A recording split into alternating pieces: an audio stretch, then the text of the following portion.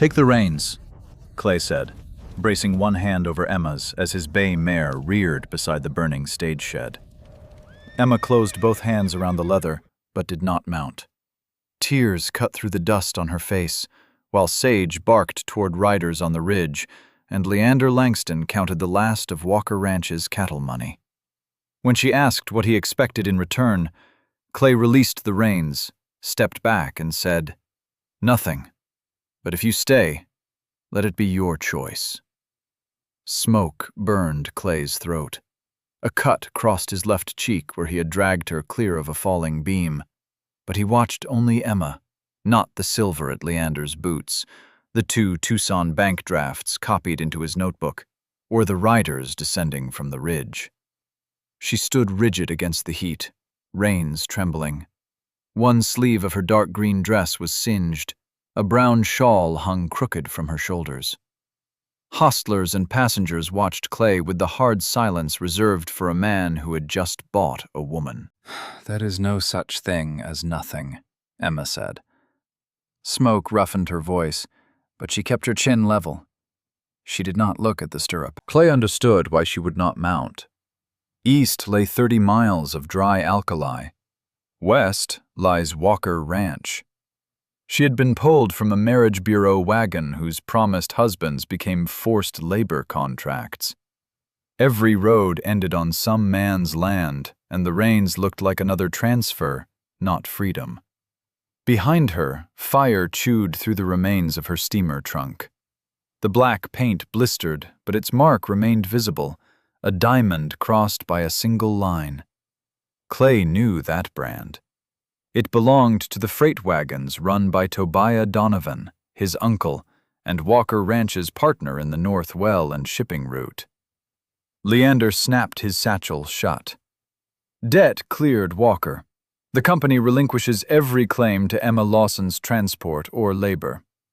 Clay fought the urge to draw his Colt and put Leander in the dirt. But a gun would prove only that Emma had passed between dangerous men. If he used force, it became an abduction. If he used the money as leverage, it became a purchase. "The man knows the road to the San Pedro," Clay said. "There is water in both bags. No man from this yard will follow you." Emma looked from the reins to his cut face. Her tears had dried into pale tracks. She still did not trust him. Clay would have distrusted him too. Behind her, the ridge riders came nearer, and Leander's wagon waited with its door open. She caught the saddle horn mounted and settled into the leather. She did not thank him. She only looked down, posture rigid, breath shallow. "Go," Clay said, clearing her path. Emma touched her heels to the mare. The bay bolted through white dust. Clay watched until horse and rider vanished west, then listened to Leander's wagon rattle east with his winter beef money and every breeding mare he could afford to sell. Only after she vanished did Clay face the yard. No one rides after her. The hostlers looked away.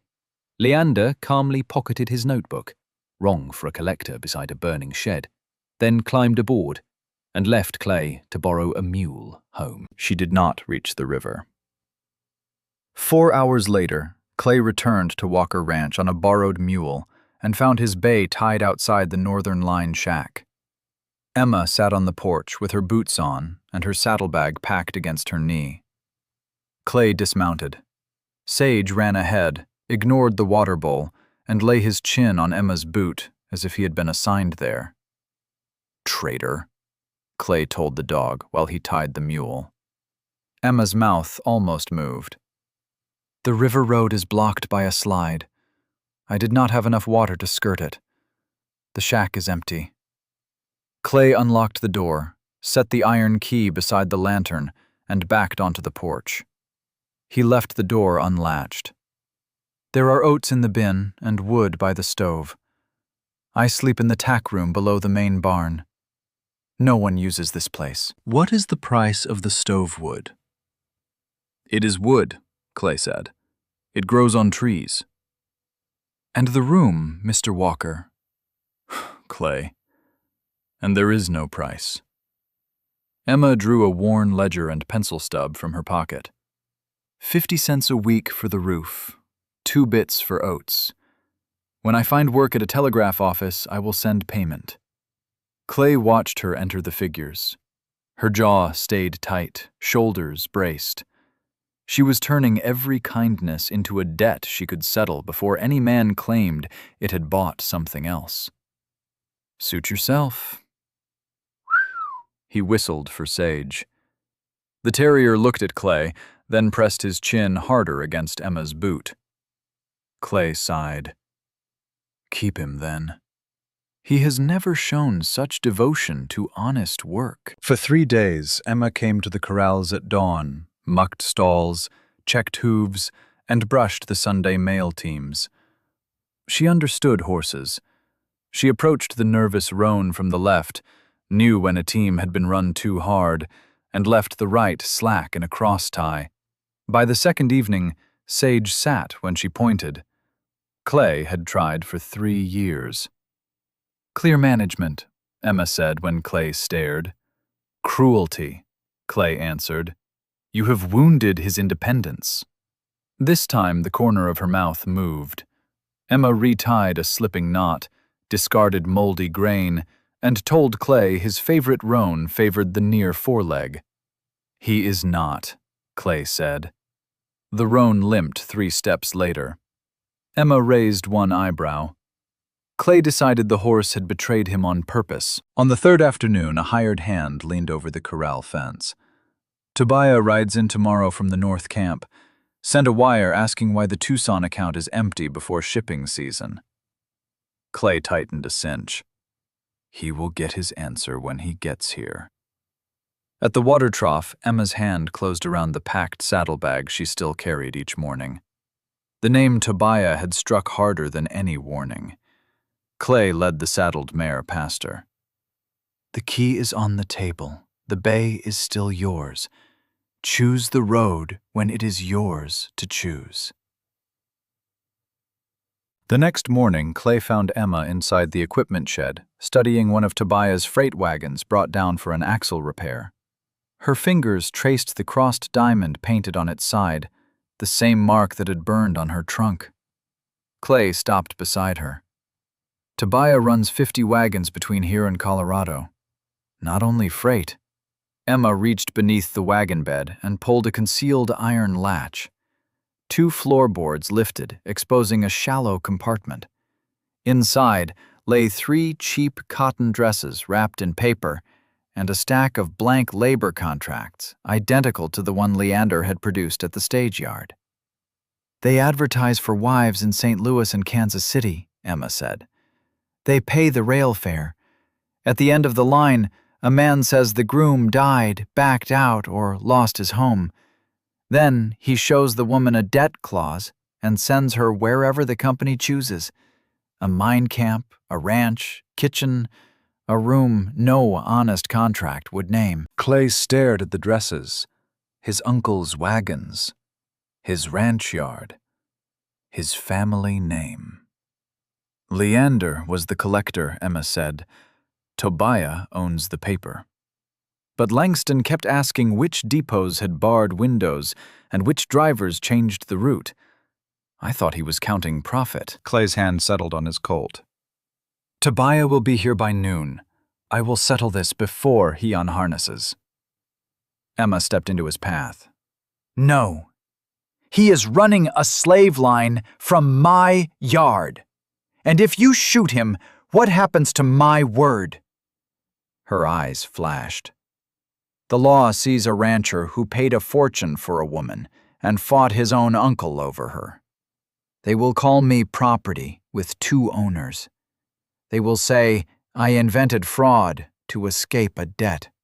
Clay stopped. Rage wanted a simple answer. Emma was telling him there was none.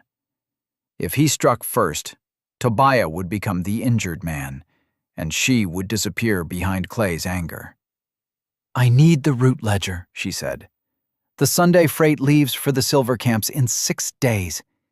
I can map the branch roads and show a deputy marshal that this is a line, not one bad contract. Every instinct in Clay resisted leaving Tobiah upright. He made his hand leave the gun. "All right, your way." Emma pulled a tarp from the rear corner. Beneath it sat a new woman's side saddle, tooled with cheap silver. Clay did not need her to explain. Tobiah knew she was there. The saddle fits a woman of Emma's height. Beneath it lay a green riding skirt with a St. Louis shop tag. Tobiah had not heard a rumor. He had prepared for her. Tobiah arrived before noon. Clay blamed the missing money on a foolish silver venture. Tobiah pretended to believe him, though his gaze kept returning to the line shack. He controlled the north well and the freight road. He knew his leverage. For the next 2 days, Tobiah's men filled the bunkhouse, while Clay and Emma kept the relay horses working. The deadline sat between them in every quiet task.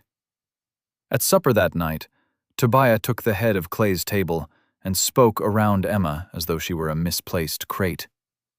"Langston sent word about damaged freight," he said. Emma set down her tin cup. "I am not free." Tobiah's smile did not reach his eyes. "Then you will not object when the company papers are corrected."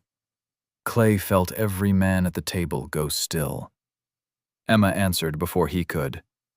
"Correct the fraud first." Tobiah laughed, but the sound came a moment too late.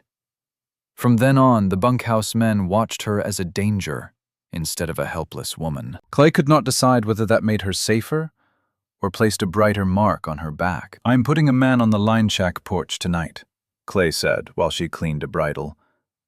"No, that tells them where I sleep and that I am afraid. They know where you sleep." "Then I will sleep in the loft. I will not sleep behind a guard."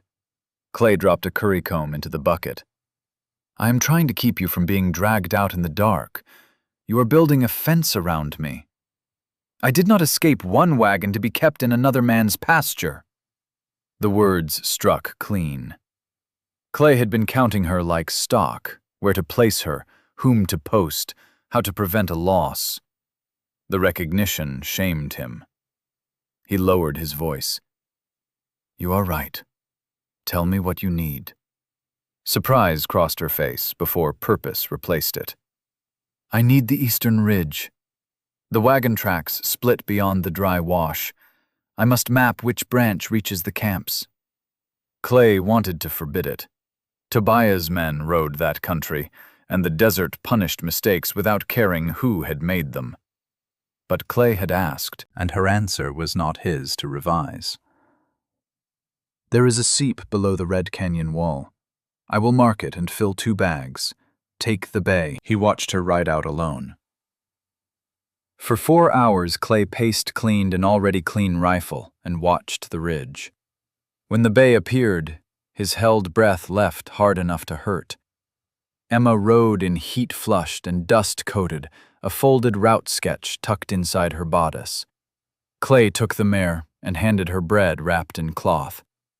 One corner was black. "Still warm," he said. Sage refused it. Emma studied the burned corner. "The dog has judgment." "Only when my cooking is involved." Her fingers brushed his as she took the bread. The touch was brief, but she did not pull away. Clay carried that small mercy with him long after she crossed the yard. She opened the route sketch on a feed barrel and pointed near the dry wash. "A loaded wagon took this fork. The wheel bite is deeper on the south side." Clay leaned close enough to see the pencil line, and no closer. "That branch reaches an abandoned assay camp." "Then it is not abandoned." A delay in the loose hair at her temple. Determination did not. What drew Clay was not her need, but the exactness of her mind and the way she expected the world to answer her questions. After that, Clay stopped arranging her safety and began making room for her decisions. Before dawn, he saddled the bay and left filled canteens at the corral. He never asked whether she meant to leave. He only kept departure possible. What unsettled him was how empty the barn sounded without her. On the 5th day, as they shifted horses between pastures, one of Tobiah's drivers leaned on the fence with a sour grin. "Most expensive ransom in Arizona territory," he called to Emma. "You warming the boss's bed to pay the interest?" Clay dropped the lead rope and took 2 fast steps, fist closing before thought could catch it. "Clay, stop!" Emma's command cut through the yard. He stopped. She walked to the fence. "I keep these relay teams sound while you ride yours lame. Apologize or water and groom your own horses, and explain to Tobiah why his noon team misses the pull." The driver looked to Clay for rescue from her authority. Clay opened his hands. "You heard the horse, boss." Emma's eyes stayed on the man. "I am waiting." He muttered, "Sorry, Miss Lawson," and stepped away. 2 hostlers who had been pretending not to listen found sudden interest in their boots. By supper, both addressed her as Miss Lawson without being told. Later, while Clay filled the evening water bags, Emma came behind him and straightened the twisted strap of his canteen so it would not cut his shoulder. "A horse boss cannot have her rear guard rubbed raw," she said, and walked back to the barn before Clay found an answer. The corrected strap lay flat against Clay's chest all evening. One touch from Emma had made a strip of leather feel like a promise he had no right to name. The truth broke open on the eve of the Sunday relay. Searching Tobiah's office for the route ledger, Emma found the Tucson bank receipt instead. Clay saw the paper in her hand the moment he entered with the lantern. She turned on him, the receipt trembling. "You sold the winter beef, and the breeding mares." Her voice tightened as she read. "You emptied the ranch account to pay Langston." Clay set down the lantern. "It was money. I can earn money. You let me write pennies for oats while you ruined yourself over a paper bearing my name." She stepped closer. "You made me a greater debt than Tobiah ever could." "I did not buy you." His restraint cracked on the words. "Then why did you hide the cost?" "Because you would have left to pay me." Clay took 1 step toward her and forced himself to stop there. "You would have looked at me as another account to settle. I could not free you from his ledger and write myself at the top of yours." Emma swallowed. "I have been an entry since I boarded that train." Clay saw the exhaustion beneath her anger. Since St. Louis, every gift had proved a trap. "I paid him so you could leave, Langston," he said. "I put the reins in your hands so you could leave me, too." The office went still. Emma looked at his cut, nearly healed now, then at the receipt. When she set the paper down, her fingers were careful rather than furious. "Mercer has the federal mail route on Sunday," Clay said. "He agreed to test any driver I vouch for. 1 round trip earns $5. Your name goes in his route book only if you sign it yourself." It was not a promise of forever. It was work wages and a name no one else could sign.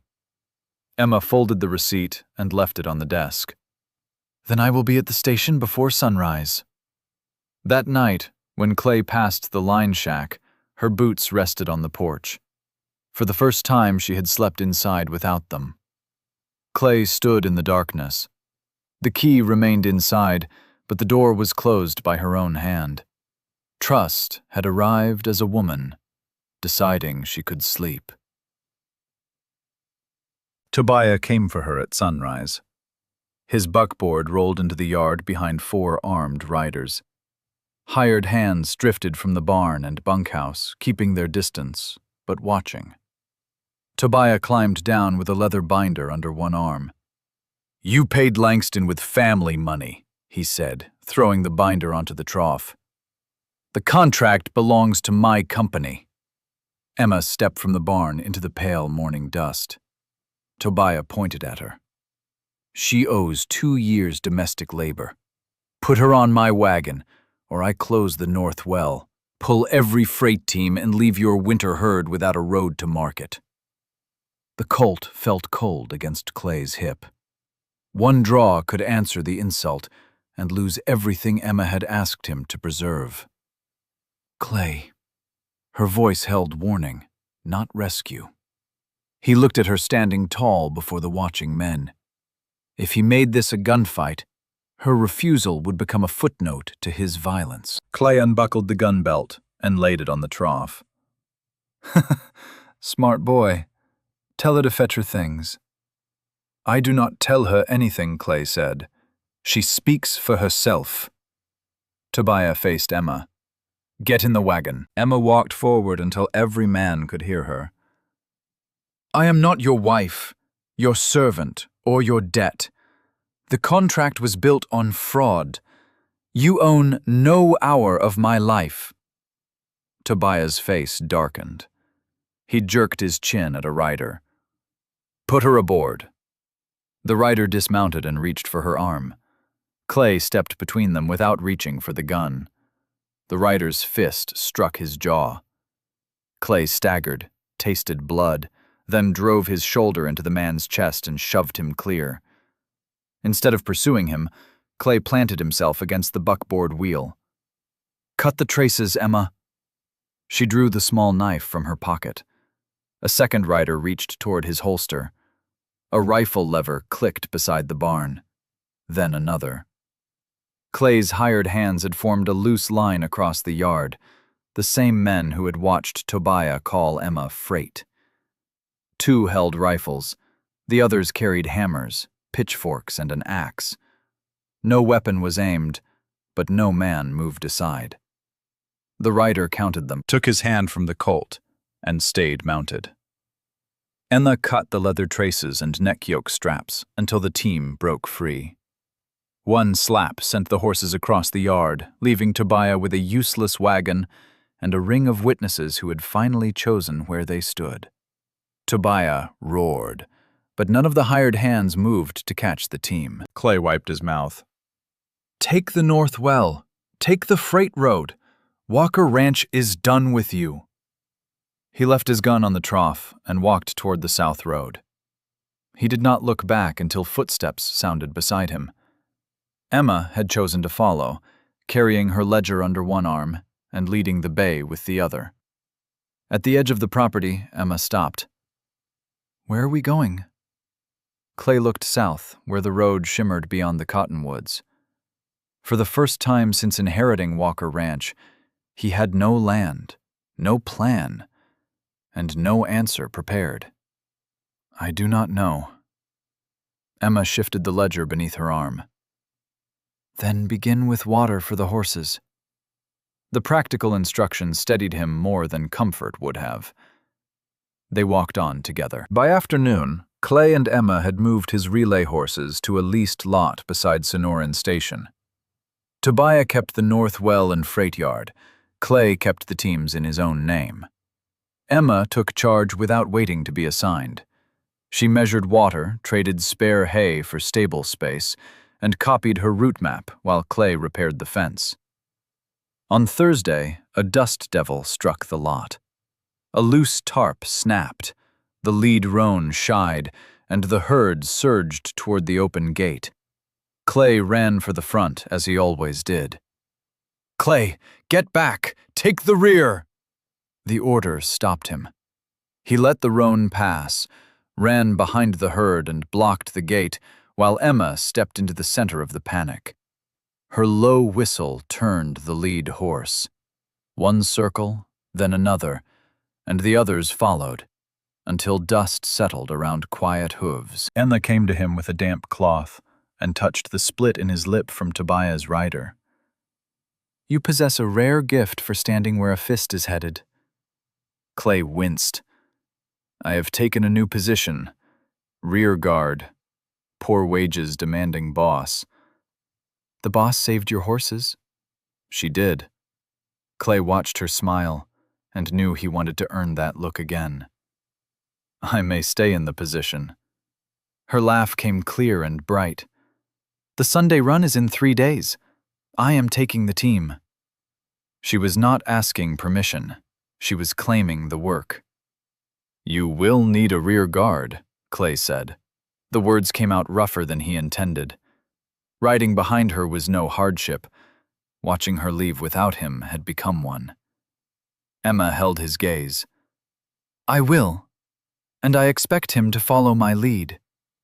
That evening they ate beans beside the new corral, while Sage buried half of Clay's biscuit beneath the trough. Emma watched the dog work. "He still distrusts your cooking. He is saving it for winter." "Then winter will be cruel," Clay laughed. The little lot had no porch or proper barn, yet Emma's voice made it feel less like what he had lost, and more like the first place he had chosen. Sunday morning, the Sonoran station yard filled with hostlers, passengers, and men who had heard about Tobiah's broken traces. Mercer, the federal mail contractor, stood beside the 6-horse stage with a leather route book. Tobiah's drivers lounged against the wall, waiting for Clay to claim the box and prove that Emma's authority ended at his fence.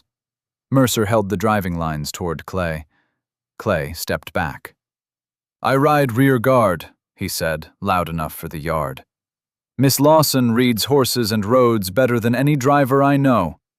She has command." A murmur moved through the crowd. Mercer studied Emma, then opened the route book. She signed her own name, pulled on her gloves, and climbed to the driver's box. Clay mounted behind the coach. Emma glanced down.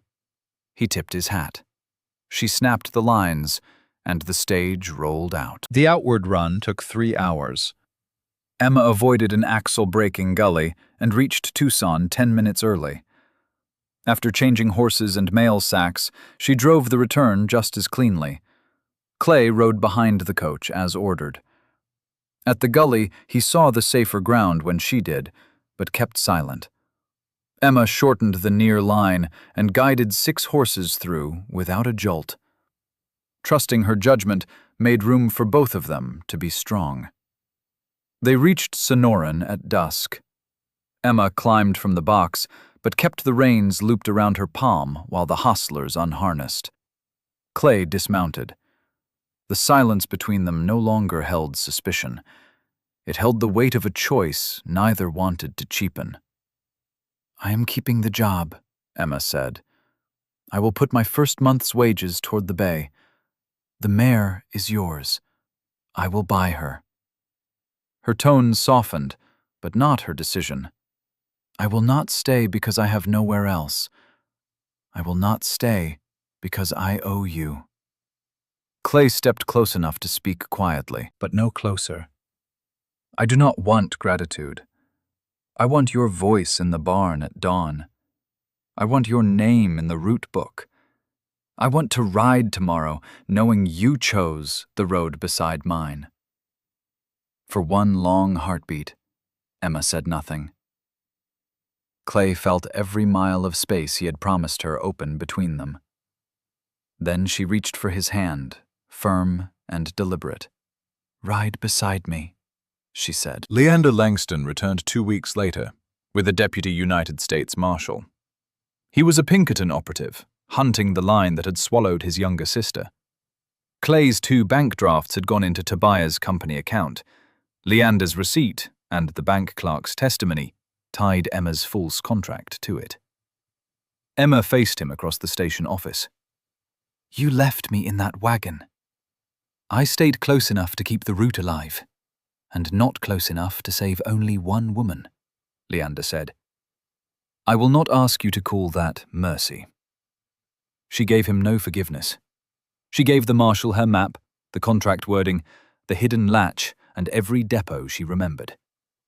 By month's end, Tobiah's contracts were suspended, his wagons impounded, and he was held for federal trial. The Northwell did not return to Clay. Tobiah's deed remained tied up in court. Walker Ranch stayed broken. Clay mourned the land, but not the choice that had cost it. Through winter, Emma drove on Sundays while Clay rebuilt the relay business. By spring, their wages made the down payment on the lot. They kept 2 ledgers, horses and stage line, and neither contained a debt for kindness. The work was not easy. A mare went lame, a wheel cracked, and some passengers refused to board with Emma on the box. She waited without apology until Mercer announced the next driver left on Tuesday. By February, travelers asked for Miss Lawson's run because it arrived on time and the horses arrived breathing easy. Clay heard the praise and asked for no credit. 3 days before the first spring run, Mercer brought Emma a sealed letter from the Tucson Exchange. They offered her $12 a week, a room above the stable, and command of the longer southern route. It was the sort of work she had once crossed half a country, hoping to find steady pay, her own key, and no name above hers in the book. It would also keep her in Tucson most of every month. Emma handed Clay the letter after supper. He read the offer once and gave it back. "You should take it if you want it," he said. "Is that all?" "No." He met her eyes. "But the rest is mine to carry, unless you ask for it." That night her saddlebag stood packed beside the shack door. Clay did not sleep. He could have let silence decide for him and called it respect. By dawn, he understood that fear could hide behind restraint as easily as control could hide behind protection. He would ask once, cleanly. If she chose Tucson, he would saddle the bay himself. On the cool spring morning, with brittle bush yellow along the road, Clay found Emma tightening the cinch before the Sunday run. He took a plain silver band from his pocket and held it on his open palm. He did not kneel. He would not turn a question into a spectacle. Emma rested one arm across the saddle and studied the ring, then him. "Will you marry me?" Clay asked, "and keep every road that is yours?" Her gaze shifted toward the packed saddlebag on the porch. "And if I choose Tucson? Then I will not ask you to shrink the road." Clay's voice stayed steady, though nothing in him felt steady. "Tell me where you mean to make home, and I will build the corrals there. Or I will meet every stage that brings you back. But I would rather speak the truth and hear no than keep silent until the choice is gone." Emma waited long enough for his courage to begin failing. Then a small smile touched her mouth. "Ask me right." Clay drew a breath. "Emma Lawson, will you keep the job, keep the horse, keep your name, and share whatever mornings you choose with me?" "Yes." She pulled off her glove, took the ring from his palm, and placed it on her own finger. "And Mercer may have the southern route when he agrees that Sonoran stays my home station. Will he agree? He will learn clear management." Clay laughed, and the last of the fear left him. The sun rose over the Sonoran ridges as they rode out side by side. Emma held her mare's reins. Clay held his reins. The road ahead was wide enough for freedom, work, and love, and neither had to surrender one to keep the others.